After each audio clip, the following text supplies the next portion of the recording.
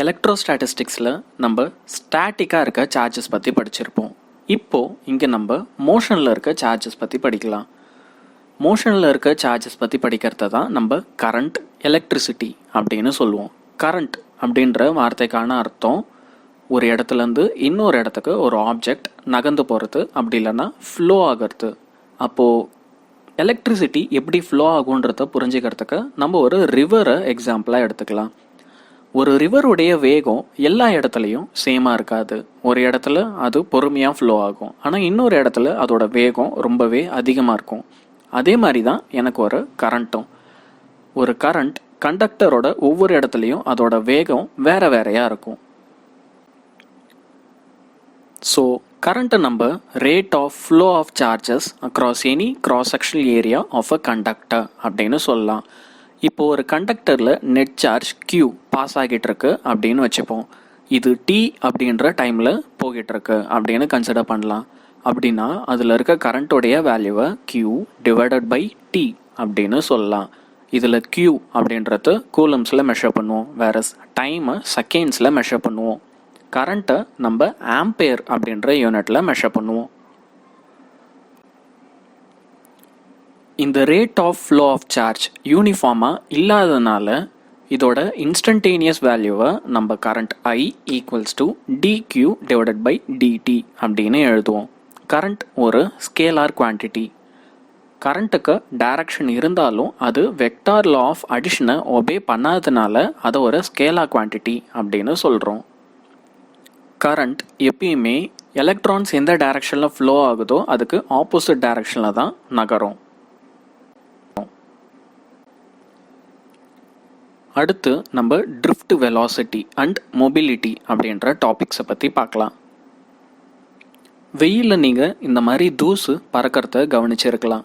இந்த தூசியெல்லாம் கவனித்து பார்த்தீங்கன்னா இதுக்குன்னு ஒரு ஸ்பெசிஃபிக் டைரக்ஷன் இருக்காது. ரேண்டமாக ஒவ்வொன்றும் ஒவ்வொரு டைரக்ஷனில் மூவ் ஆகிட்டு இருக்கும். ஆனால் இப்போ இவங்க கை தட்டும்போது பாருங்கள், இவங்க கை தட்டும்போது பொறுமையாக நகர்த்துட்டு இருந்த டஸ்ட் எல்லாமே இப்போ என்ன செய்யும்னா வேகமாக நகர ஆரம்பிக்கும். இதே மாதிரி தான் கரண்ட்டும். ஒரு இடத்துல ஒரு ஆப்ஜெக்டில் எலக்ட்ரான்ஸ் நிறையா இருக்கும், ஆனால் இந்த எலக்ட்ரான்ஸ் எல்லாமே டைரக்ஷன் இல்லாமல் ரேண்டமாக அங்கேயும் இங்கேயும் நகர்ந்துட்டுருக்கும். அப்போ இது மேலே நான் ஒரு எலக்ட்ரிக் ஃபீல்டை பாஸ் பண்ணுறேன் அப்படின்னு வச்சுக்கலாம். அப்படி பாஸ் பண்ணும்போது என்ன ஆகுதுன்னா அதில் இருக்க ஃப்ரீ எலக்ட்ரான்ஸ் எல்லாம் நான் எந்த பக்கம் எலக்ட்ரிக் ஃபீல்டை பாஸ் பண்ணுறனோ அதுக்கு ஆப்போசிட் டைரக்ஷனில் நகர ஆரம்பிக்கும். அப்போது இந்த மாதிரி நகர தொடங்கும் போது ஒரு எலக்ட்ரான் இன்னொரு எலக்ட்ரான் மேலே போய் மோதும். மோதுனதுக்கப்புறம் திரும்ப பவுன்ஸ் ஆகி இன்னொரு புரோட்டான் மேலேயோ ஒரு அயான் மேலேயோ இல்லை இன்னொரு எலக்ட்ரான் மேலேயோ மோதும். அப்போது ஒரு எலக்ட்ரான்லேருந்து இன்னொரு எலக்ட்ரான் மேலே மோதுறதுக்கு எடுத்துக்கிற டைமை நம்ம இங்கே டவ், ஆவரேஜ் டைம் அப்படின்னு எடுத்துப்போம். அது எவ்வளோ வேகமாக மோதுது அப்படின்றத நம்ம இங்கே ட்ரிஃப்ட் வெலாசிட்டி அப்படின்னு எடுத்துப்போம். இப்போ நம்ம XY அப்படின்னு ஒரு கண்டக்டரை எடுத்துக்கலாம். இந்த கண்டக்டரோடைய ரெண்டு எண்ட்ஸும் ஒரு பேட்டரிக்கு கனெக்ட் ஆகிருக்கு. இதில் ஸ்டெடியாக E அப்படின்னு ஒரு எலக்ட்ரிக் ஃபீல்டு ஃப்ளோ ஆகிட்டு இருக்கு அப்படின்னு வச்சுப்போம். ஒருவேளை இதில் எலக்ட்ரிக் ஃபீல்டு இல்லை அப்படின்னா இதில் இருக்க ஃப்ரீ எலக்ட்ரான்ஸ் எல்லாம் ரேண்டமாக மூவ் ஆகிட்டு இருக்கும். ஆனால் இப்போ நம்ம எலக்ட்ரிக் ஃபீல்ட் பாஸ் பண்ணுறதுனால இது மேலே ஒரு நெட் ஃபோர்ஸ் ஆக்ட் ஆகும். அப்போ அந்த ஃபோர்ஸை நம்ம F equals to charge E into electric field capital letter E அப்படின்னு எழுதிக்கலாம். இப்போ நம்ம இது மேலே எலக்ட்ரிக் ஃபீல்டை பாஸ் பண்ணும்போது ஆக்ட் ஆகிற ஃபோர்ஸால் எலக்ட்ரான்ஸ்லாம் ஆக்சலரேட் ஆகும். இந்த ஆக்சலரேட் ஆகிற ப்ராசஸில் இது பக்கத்தில் இருக்க எலக்ட்ரான் கூடயோ இல்லை பாசிட்டிவ் அயான்ஸ் மேலேயோ போய் கொலைட் ஆகும். அப்படி கொலைட் ஆகும்போது ஒரு பேக்வேர்ட் ஃபோர்ஸ் கிரியேட் ஆகும் நியூட்டன்ஸ் தேர்ட் லா படி. அப்போ அந்த பேக்வேர்ட் ஃபோர்ஸ் என்ன பண்ணுது அப்படின்னா திரும்ப வேற ஒரு எலக்ட்ரான் மேலே மோத வைக்குது. அப்போது இது எவ்வளோ வேகமாக இன்னொரு எலக்ட்ரான் மேலே மோதுது அதை தான் இங்கே நம்ம ட்ரிஃப்ட் வெலாசிட்டி VD அப்படின்னு கன்சிடர் பண்ண போகிறோம். ஸோ நம்ம ட்ரிஃப்ட் வெலாசிட்டியை எப்படி டிஃபைன் பண்ணலாம் அப்படின்னா the velocity with which free electrons get drifted towards the positive terminal when an electric field is applied. ஒரு எலக்ட்ரான் இன்னொரு எலக்ட்ரான் மேலே மோதுறதுக்கு சராசரியாக எடுத்துக்கிற நேரத்தை நம்ம இங்கே டவ் அப்படின்ற சிம்பிளால் மென்ஷன் பண்ணலாம். அப்போது இது எவ்வளோ ஆக்சலரேஷனை எக்ஸ்பீரியன்ஸ் பண்ணியிருக்கோன்றத ஏ என்ற வார்த்தையால் குறிச்சிக்கலாம். அப்போ drift velocity vd equals to acceleration into time period tau அப்படின்னு எழுதலாம். ஆக்சலரேஷனையும் டைம் பீரியடையும் மல்டிப்ளை பண்ணால் வெலாசிட்டி வரும் அப்படின்றது நமக்கு ஏற்கனவே தெரிஞ்ச ஒரு விஷயம். இப்போ அந்த எலக்ட்ரான் எவ்வளோ ஃபோர்ஸை எக்ஸ்பீரியன்ஸ் பண்ணும் அப்படின்றத தெரிஞ்சுக்க F ஈக்குவல்ஸ் டு ma. அப்போ acceleration equal to charge of an electron E into electric field capital letter E divided by mass of the electron m அப்படின்னு எழுதிக்கலாம். இப்போ இங்கே நம்ம கண்டுபிடிச்ச ஆக்சலரேஷனுடைய வேல்யூ எடுத்துகிட்டு போய் நீங்கள் ட்ரிஃப்ட் வெலாசிட்டியில் சப்ஸ்டியூட் பண்ணால் ட்ரிஃப்ட் வெலாசிட்டியோடைய formula charge E into electric field capital letter E divided by mass m into tau அப்படின்னு கிடைக்கும். இதான் ட்ரிஃப்ட் வெலாசிட்டியோடைய பேசிக் ஃபார்முலா.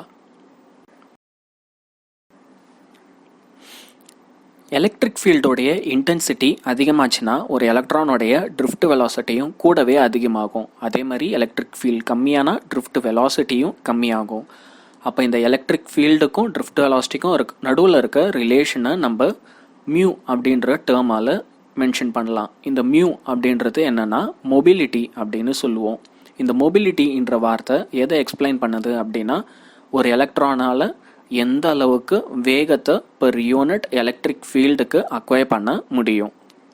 அப்போது இந்த மியூடைய ஃபார்முலாவை நம்ம tau that is average time into charge E divided by mass அப்படின்னு எழுதலாம். The drift velocity of electrons is proportional to the electric field intensity. அதாவது ட்ரிஃப்ட் வெலாசிட்டியும் எலக்ட்ரிக் ஃபீல்டும் ப்ரொபோர்ஷனலாக இருக்கும். இதோட வேல்யூ ஆனால் எப்பயுமே ரொம்ப சின்னதாக இருக்கும். of the order 0.1 centimeter per second. அடுத்து நம்ம current density அப்படின்னா என்ன அப்படின்றத பார்க்கலாம்.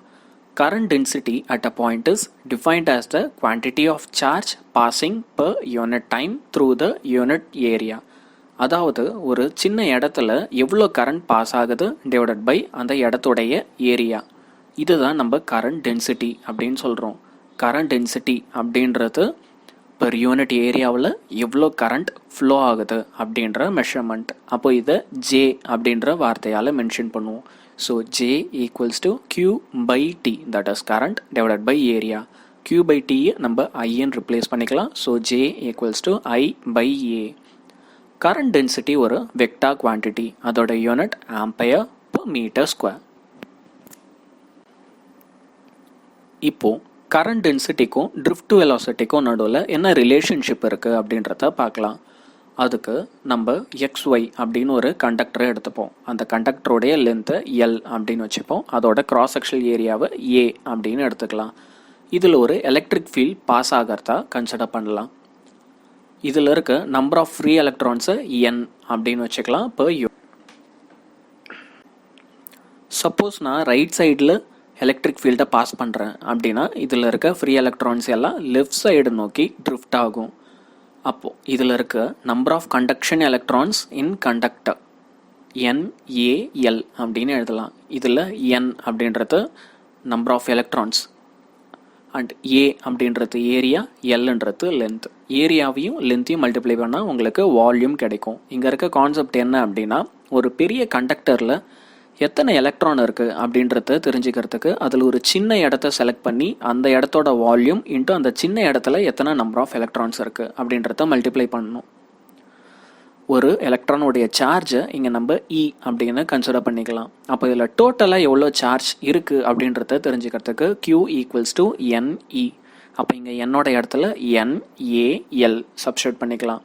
அடுத்து இந்த சார்ஜஸ் ஒரு இடத்துலேருந்து இன்னொரு இடத்துக்கு நகரத்துக்கு எடுத்துக்கிற டைமை நம்ம டீன்னு எடுத்துக்கலாம். அப்போது டைமை நம்ம டிஸ்டன்ஸ் டிவைடட் பை வெலாசிட்டின்னு எழுதலாம். ஸோ இங்கே distance of the conductor equals to length L, அதனால் L சப்ஸ்டியூட் பண்ணிக்கலாம். டிவைடட் பை இது எவ்வளோ வேகமாக நகருதுன்னா ட்ரிஃப்ட் வெலாசிட்டி. அப்போது ஒரு கண்டக்டரில் எவ்வளோ கரண்ட் ஃப்ளோ ஆகுது அப்படின்றது தெரியணும்னா I equals to Q divided by T அப்படின்னு சப்ஸ்டியூட் பண்ணலாம். இப்போ நம்ம இங்கே கண்டுபிடிச்ச Qவோட வேல்யூ என்னென்னா N into area A into length L into charge E divided by time பீரியடுக்கு length divided by drift velocity. அப்போது இந்த ஈக்குவேஷனை நம்ம I ஈக்குவல்ஸ் டு NAEVD அப்படின்னு சொல்லலாம். இது உங்களுக்கு ஞாபகம் வச்சுக்க கொஞ்சம் கஷ்டமாக இருக்க மாதிரி தோணுச்சுன்னா நாய் வீடு அப்படின்னு ஞாபகம் வச்சுக்கோங்க. இதில் நீங்கள் என்ன கவனிக்கலாம் அப்படின்னா current flowing through a conductor is directly proportional to the drift velocity. அதாவது drift velocity அதிகமான கரண்ட்டும் அதிகமாகும். இப்போது இந்த ஈக்குவேஷனை I டிவைடட் பை A அப்படின்னு எழுதுனா NEVD அப்படின்ற டேர்ம் மட்டும்தான் இருக்கும். I பை ஏவை நீங்கள் கரண்ட் டென்சிட்டி J அப்படின்னு எழுதலாம். அப்போ கரண்ட் டென்சிட்டிக்கு இன்னொரு ஃபார்முலா NEVD. இப்போ நம்ம கரண்ட்டுடைய ஃபார்முலா NEVD, அதாவது நம்ம நாய் வீடு ஈக்குவேஷன்.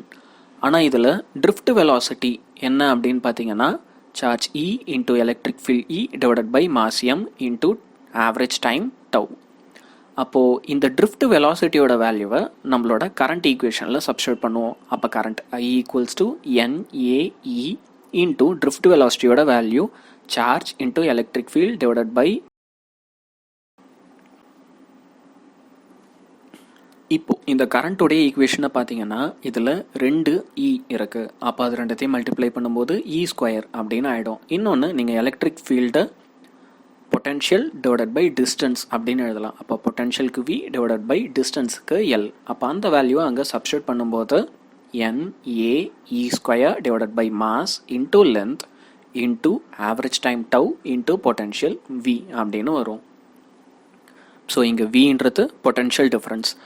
இதில் இப்போது ML divided by NAE square into tau இதை நம்ம ஒரு கான்ஸ்டண்ட்டாக கன்சிடர் பண்ணலாம். இந்த கான்ஸ்டண்ட்டை தான் நம்ம என்னன்னு சொல்லுவோம்னா எலக்ட்ரிக்கல் ரெசிஸ்டன்ஸ் அப்படின்னு சொல்லுவோம்.